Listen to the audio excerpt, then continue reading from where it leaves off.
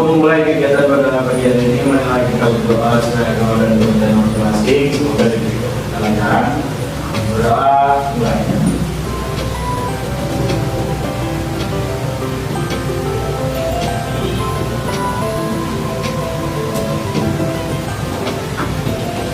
Berdoa. Dia cek dulu ya, siapa aja yang hadir hari ini. Saya Bu Adi, Aisyah, Aril, Asu, tadi mana? Izin pembuatan suara, izin ya, oke. Kemudian Dian, hadir. Henry, Ilma, Irsyad, Kevin, Ezia, Krishna, Lati, Jessico, Faisal, Hakim, Naifah, Nailan, Radit, Radila, Ragi, Pamina, Sheryl, Wahyu, hadir. Hari ini kita akan ya belajar materi tentang keseimbangan seperti yang kita sampaikan kemarin. Apa sih cara kita belajarnya anak? Nanti paling tidak kalian setelah berdiskusi dengan anggota kelompok seperti kemarin, kalian bisa menjelaskan bagaimana hubungan antara tentang keseimbangan konsentrasi dan tekanan.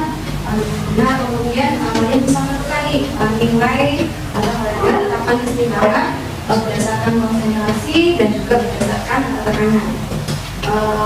Di akhir diskusi nanti, diharapkan kalian ada beberapa kelompok yang siap untuk mempresentasikan hasil diskusi dari materi yang sudah kalian diskusikan dengan anggota kelompok ini. Ya? Nah, ingatkan kembali waktu pertemuan sebelumnya kalian itu sudah belajar itu keseimbangan dinamis, kemudian keseimbangan hidrogen, heterogen, bagaimana menentukan rumus tentang keseimbangan. Nah, ini salah satu contoh nih dari reaksi keseimbangan. Kalian kalau misalkan ada seperti ini, kalian bisa menentukan tetapannya dengan membandingkan antara produk maupun reaktannya, ya.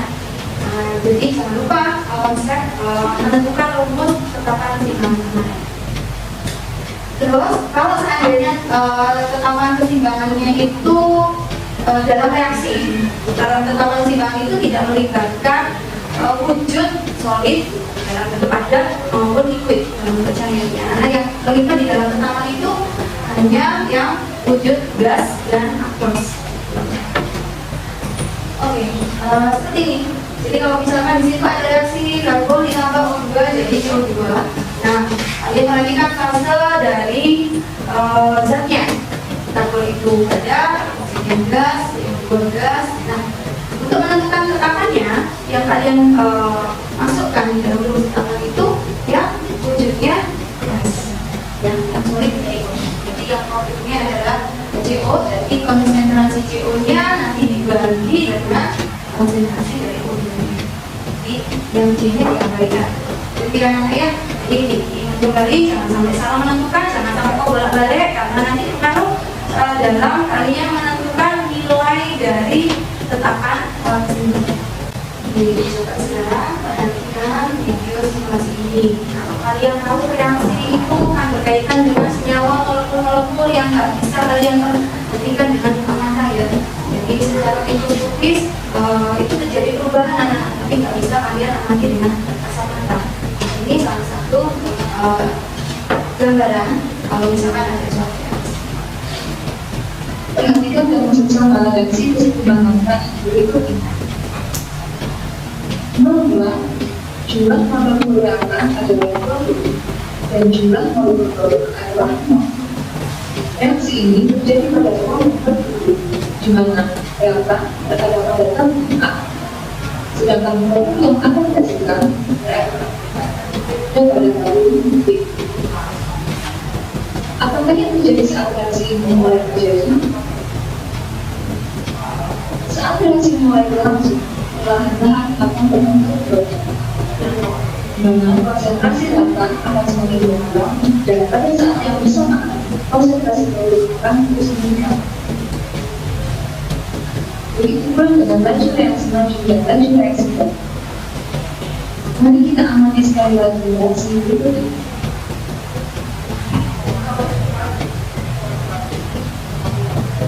Laju reaksi maju terus mengalami penurunan, sedangkan laju reaksi balik terus mengalami peningkatan. Hal ini terjadi sampai laju reaksi maju sama dengan laju reaksi balik dan konsentrasi reaktan serta konsentrasi protein tidak mengalami perubahan yang signifikan. Pada keadaan ini, reaksi telah mengalami suatu keseimbangan. Apa sih ini yang kalian ada yang mau menanggapi? Oke, ada yang menanggapi? Oke, Henry, silakan. Ini dari video atau gambar itu menunjukkan simulasi reaksi keseimbangan dari A2 plus B2 menjadi kaki. Setelah itu, yang ditunjukkan dari gambaran molekul-molekulnya mengalami perubahan yaitu tabung sebelah kiri kanan dengan arah berarti.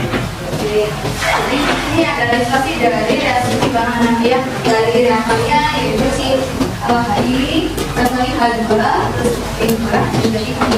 Nah, posisi dari reaktornya sebelah kanan dan kirinya. Reaksi itu kan reaksi molekul tadi. Terus kalau kalian amati nih ada yang konstan apa? Ini lagi silakan. Nilai K-nya tetap. Nilai K-nya coba diamati, benar nggak nilai K-nya? Oke, yang kapan nilainya? Jadi tadi kalau kalian perhatikan di video tadi, apabila konsentrasi ketika dalam keadaan seimbang konsentrasi produk dan reaktannya itu tidak berlebihan, demikian dalam kondisi seimbang. Nah, dari video animasi tadi itu merupakan gambaran reaksi keseimbangan ya, sama seperti reaksi keseimbangan yang lain. Ya, sama. Intinya apa sih? Tadi itu nilai K-nya tidak berubah. Kemudian variabel apa sih yang menentukan dalam menentukan harga atau nilai tetapan keseimbangan? Dan bagaimana cara melakukannya? Nah, kalau kalian tadi mengamati di video, nah itu kan ada konsentrasi, berarti itu termasuk salah satu variabelnya kan? Nah, untuk supaya kalian lebih paham dari berkaitan dengan tetapan keseimbangan, diharapkan kalian berdiskusi dengan anggota kelompoknya, dengan media NKPD yang sudah siapkan untuk kalian.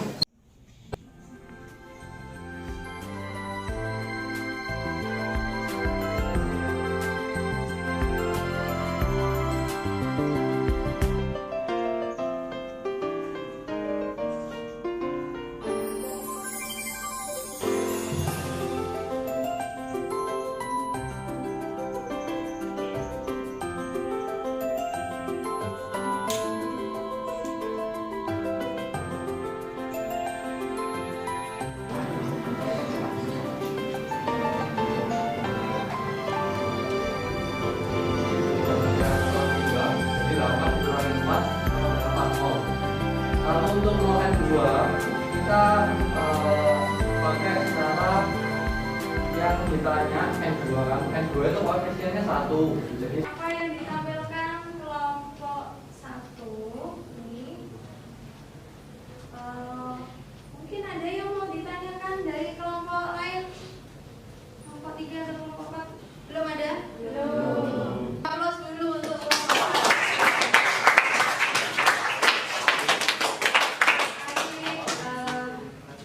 Sudah komunikasi dengan baik. Silakan kembali ke tempat. Kita lanjut ke aktivitas yang kedua, itu berkaitan dengan tetapan bagaimana kalian bisa menghitung nilai tetapan keseimbangan berdasarkan tekanan. Kelompok 1, oke, kita lanjut ke kelompok 2, kelompok 3 dan selanjutnya bisa ini ya, apa namanya, menanggapi. Ya silahkan maju. Siapa ini yang mau mewakili kelompoknya untuk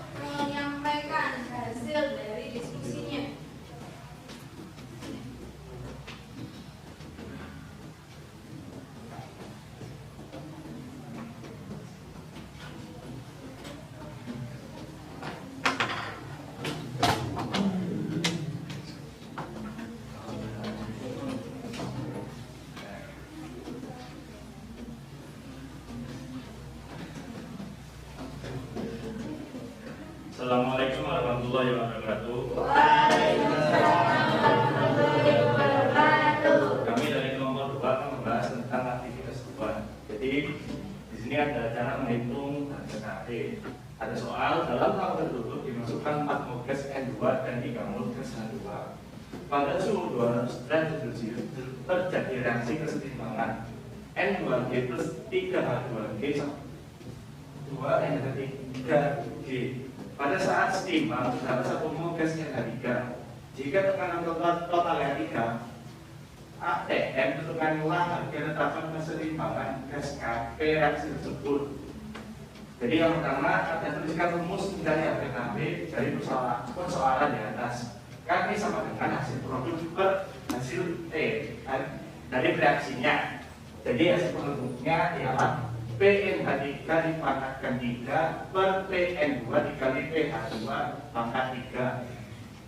Setelah itu soal kedua, berapakah mol zat setelah mencapai keseimbangan?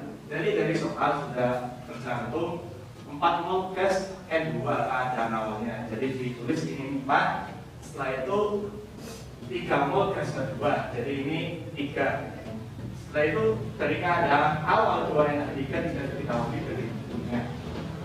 Setelah itu yang reaksian ini cari dengan cara tadi N2, koefisien N2 dibagi dengan koefisien 2N3. Setelah itu ada keadaan seimbang dari N3-nya yaitu 1.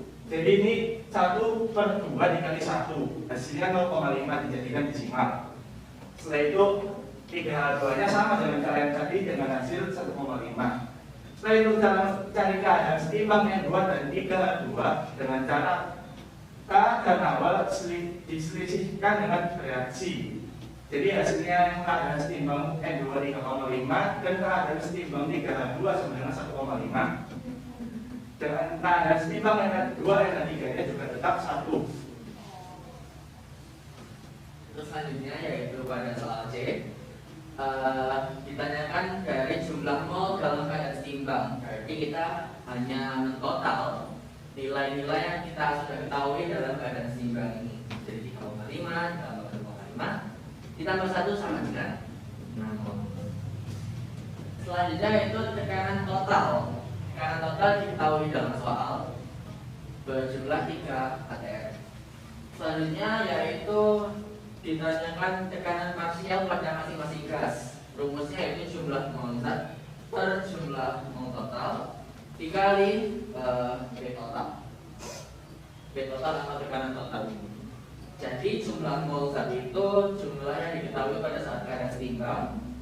Jadi PNH3 ini sama dengan keadaan seimbangnya NH3 kan tadi 1 dibagi jumlah mol total itu ini per 6 dikali tekanan totalnya yaitu 3 sama dengan 0,5 dan sama juga pada N2 dan H2 yaitu yang N2 1,75 dan yang H2 yaitu 0,75. Nah dari yang kita sudah ketahui kan ini tekanan parsial pada masing-masing gas. Selanjutnya yaitu menghitung tahapan kesetimbangan gasnya. Jadi kan tadi diketahui rumusnya yaitu PNH3 pangkat 3 per PN2 dikali PH2 pangkat 3. Kita hanya masukkan nilai yang sudah diketahui ini ke dalam rumus yaitu 0,5 kuadrat per 1,75 dikali 0,75,3 dan bernilai 0,5. Nah, dari sini apakah ada yang ditanyakan? Dapat di poin A. Itu sebenarnya kurang tepat. Yang tepat itu pangkat 2. Oh iya, ada sedikit salah penulisan. Harusnya ini mengikuti koefisien pada N3 yaitu pangkat 2. Berarti ada pengaruh dalam perhitungan KP. Oh tidak, karena pada perhitungan kita memakai 0,5 kuadrat. Jadi hanya ada salah perhitungan aja dalam rumus.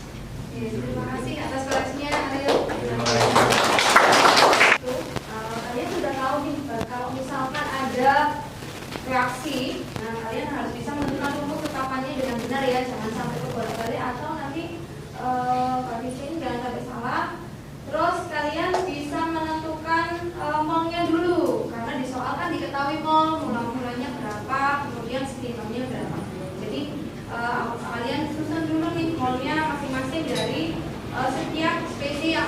dalam laptop kalian perhatikan selain nol di tetapan keseimbangan tekanan ini nanti kalian juga harus cari tekanan parsialnya, iya nggak?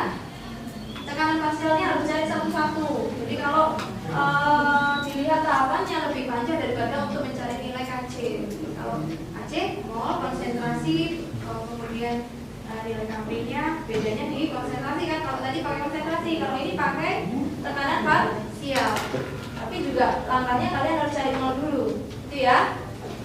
Dan baru memasukkan ke rumus tekanan ke tetapan keseimbangan tekanan. Ya. Yang menyimpulkan nih tahap langkah-langkah dari menentukan nilai KC dari awal tadi, ada yang mau menyimpulkan? Ya, silakan Sakit. Yang pertama itu menghitung mol zat di awal yang bereaksi dengan zat seimbang. Lalu untuk langkah selanjutnya itu menghitung konsentrasi masing-masing dari zat tersebut. Benar kata Sakit tadi. Setelah tahu nolnya, tentukan konsentrasi dari masing-masing zatnya. Nah, kenapa? Nanti kalian masukkan di tetapan itu kan ya? Merefleksi apa saja yang tadi sudah kalian pelajari, mulai dari kalian bisa menentukan tetapan keseimbangan ya. Jangan lupa awal dari kalian menentukan tetapan itu harus kenal nih mol. Jadi konsep mol harus diperkuat. Ya, ketelitian kalian dalam menghitung itu juga sangat diperlukan. Terus kemudian dalam konsep keseimbangan ini menentukan tetapan keseimbangan itu juga perlu kalian pahami ketika ada faktor-faktor yang mempengaruhi keseimbangan itu bagaimana nanti kalian pelajari di materi faktor-faktor keseimbangan. Kita pelajari di minggu depan. Nah, faktor-faktor apa saja boleh kalian review dulu anak-anak ya. Boleh kalian baca-baca dulu sebelum kita mempelajari itu minggu depan. Anak-anak tetap semangat belajarnya. Kimia memang tidak mudah, tapi bukan berarti tidak bisa ya. Semua pasti bisa.